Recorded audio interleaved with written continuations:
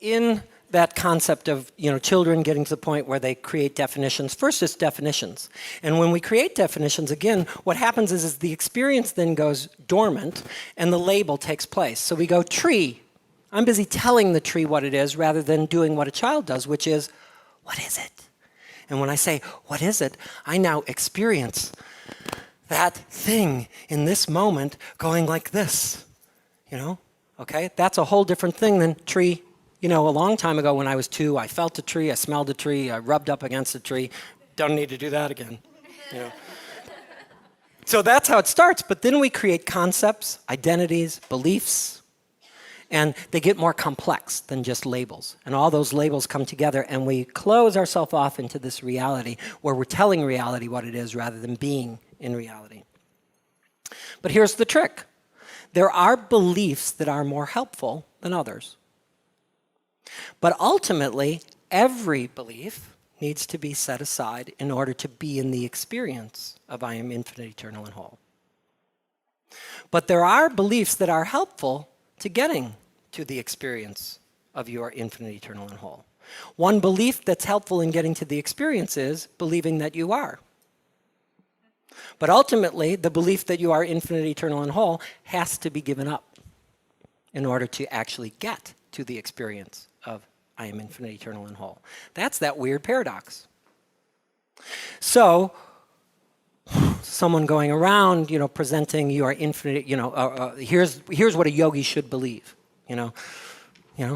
whatever.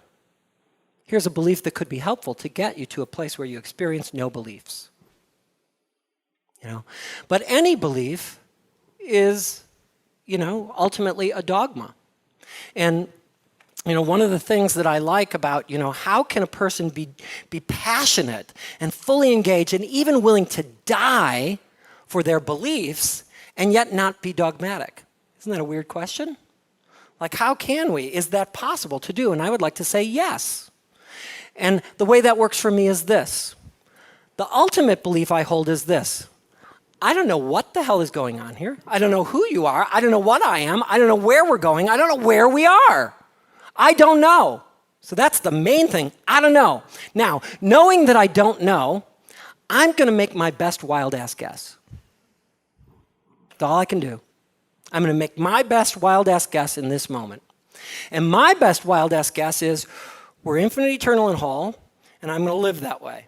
That's my best wild-ass guess. But I don't care. Because if I'm wrong and I get to the pearly gates and, let's say, for example, here's another example of the way that might work.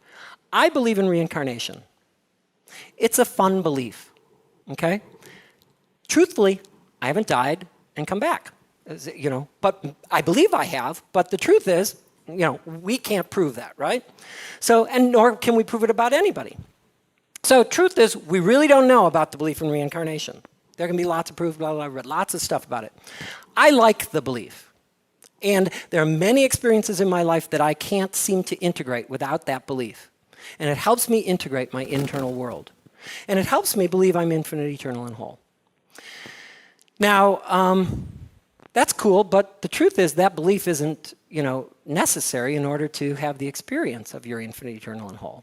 You don't need the belief you believe in reincarnation to get enlightened. Many people who don't believe in reincarnation experience enlightenment. So, totally unnecessary. The question is the belief helpful or not? And a lot of that is up to you, because I've seen the belief in reincarnation used as a very separating belief. Like, for example, especially this was early on, well, I, in a past life, was a Queen Nefertiti, and you were one of my subjects. Like, okay, well, thanks so much, or, the internal belief, which happens to a lot of people, and just ask yourself if you're on this thing, I'm an old soul, and you're not. Sorry. I've been around many lifetimes, and you're probably here for the first time.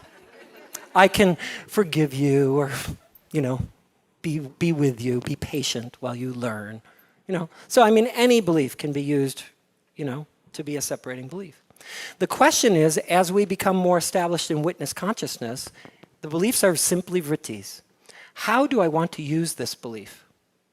How will this belief be purposeful? And most beliefs are like this. Not most beliefs, but a lot of beliefs are like this. The big ones, the ones that we can't see, are indoctrinated, they're habitual, and they're unconscious. So we say, what octopus on my face? There's no octopus on my face. And the process of yoga is establishing witness consciousness, so all of a sudden there's, oh my God, I was operating through that? Wow. Here, it's just true. Here it's like, oh my God. So that's the process of establishing witness consciousness. Don't underestimate, again, increasing awareness in the body and in the breath and in the thought, because eventually you'll be helping people go, wow. And the moment it's here, then we have choice. We can say, you know what, that isn't very helpful. I got that from my mother, and it's not a good thing. I'm going to choose, and eventually I'm going to choose,